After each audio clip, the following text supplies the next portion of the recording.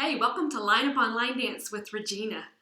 This is a place where you're going to learn basic line dance steps, all the vocabulary that goes with it so you'll know exactly what you're doing. We're going to break it down for you so you know everything. This first video is for people who've never stepped on a dance floor. You don't know any vocabulary. It could be for seniors. It could be for people who are just sedentary and they want to start moving and start doing something. Well, this is the first video in the series for that.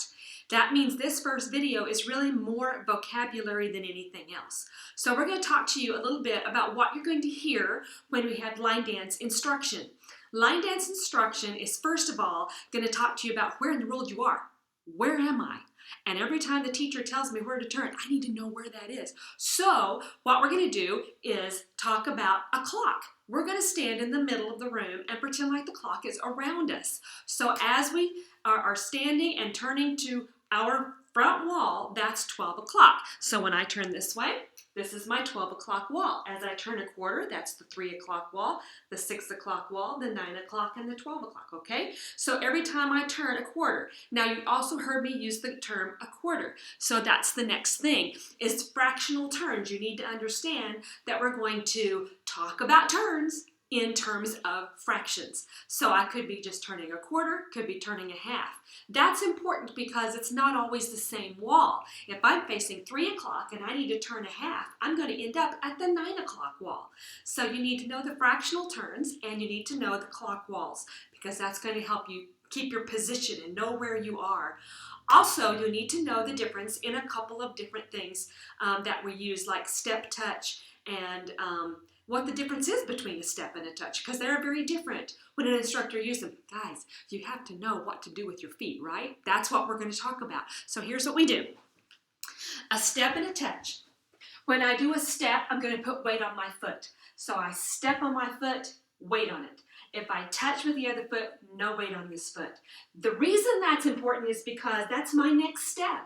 If I'm weighted on this foot, then I can't step on that foot next. So it's important that we have our feet doing the right thing. Know the difference in a step and a touch. Step and touch. Sometimes the weight goes back and forth, but sometimes it stops and you have to just touch.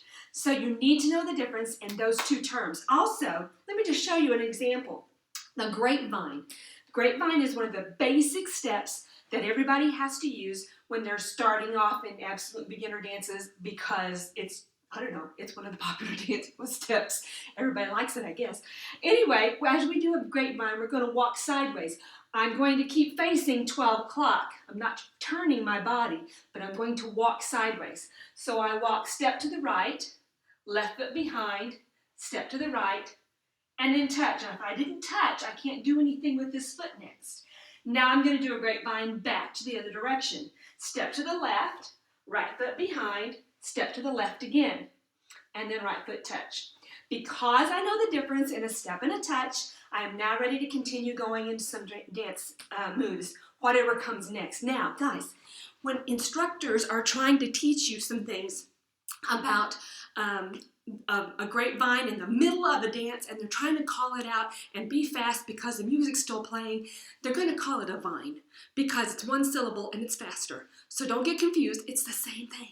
A grapevine and a vine are the same thing, okay? Now, you've got the clock walls, you know fractional turns, you know the difference in a step and a touch, and you know a vine or a grapevine.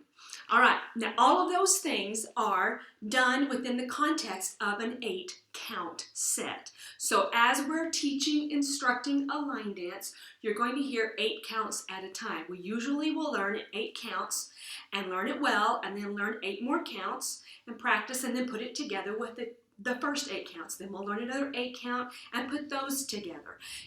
Most basic beginner dances most anyway, have about 4 8 counts in them, so 32 counts for most of our dances. Not always, but most of them. Occasionally, the music will put a little something in there to make it interesting, like an extra measure or something interesting like that. And when they do, we need to modify our dance. So sometimes you'll hear us stop and just restart the dance right there because it fits the music. But for the most part, it's just straight 8 counts, 4 of them in a row, and that's usually a whole dance. And you'll turn, so you'll do the dance in one wall, and you'll turn and do it maybe on the wall behind you. That's a 2-wall dance. Or you'll turn a quarter and do it on each wall as you go around. So then it's kind of fun. It kind of, it mixes it up a little bit. Then you're doing the same dance, but you're doing it on different walls. It's a lot of fun.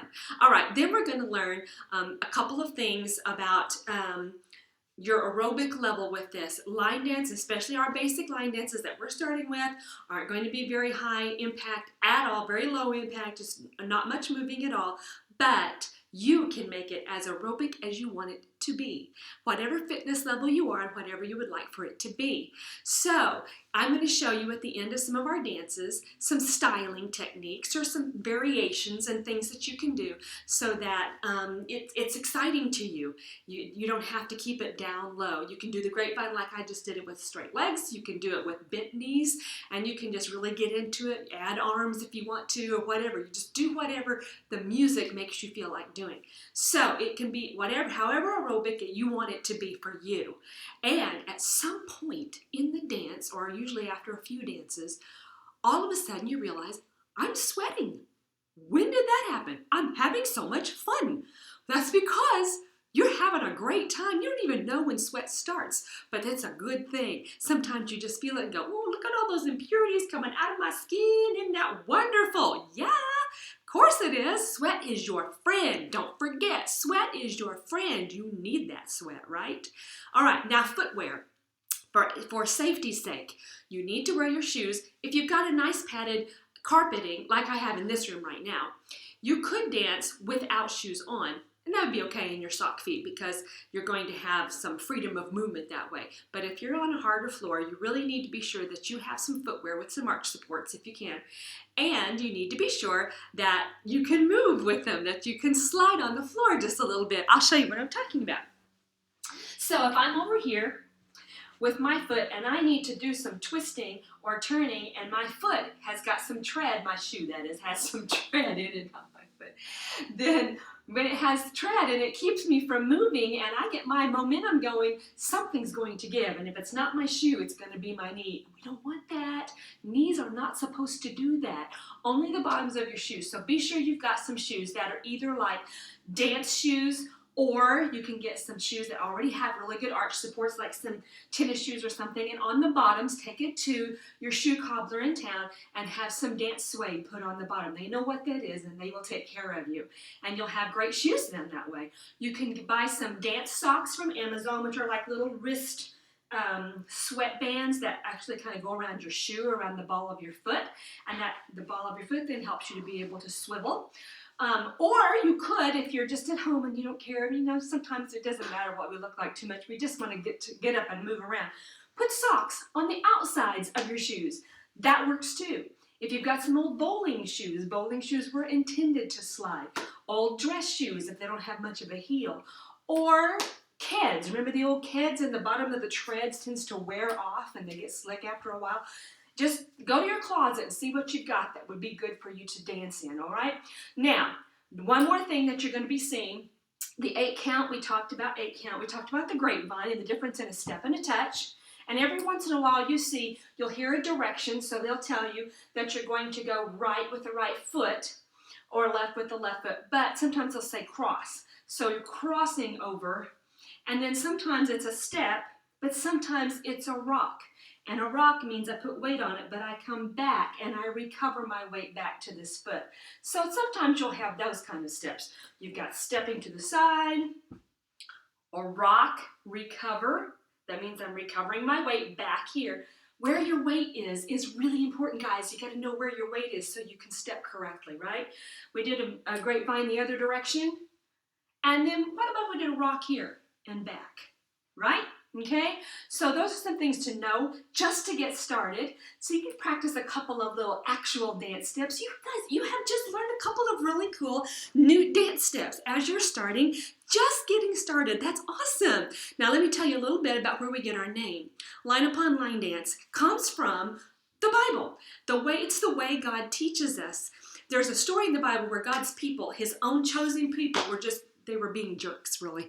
And he wanted so badly for them to have rest and peace, and they were just drunken and living in filth and disgusting. And he wanted them to walk in his blessing. He didn't say, I'm done with you, no good stinkers. We don't need you around anymore. He didn't say that. He just assured them that he would teach them his goodness, precept upon precept, line upon line, here a little, there a little, because he wanted them to get, he's like, I'm going to lay this foundation so well that if you don't walk in it, you'll just stumble right over it, because it's going to be so plain, so easy for you right there. So that's what's the neat about the mercy of God, is that he wants us to know. He wants us to learn about him, and he'll break it down for us. So that's what we might want to do. Sometimes learning new things can be overwhelming, but we're going to break down the steps to our dances so you can do it too. That's what we want. We want everyone to be able to do the dances and be able to move. We'll also show you some variations for the people who want a little more difficulty or styling. I said I'll show you some of that just for the fun of it, so you can praise his name with dancing. In him we live and move and have our being. We have life, not just existing, but exciting life. And we move and we have hope and purpose in our life, and an identity in him. He loves you. And so welcome to Line Upon Line Dance.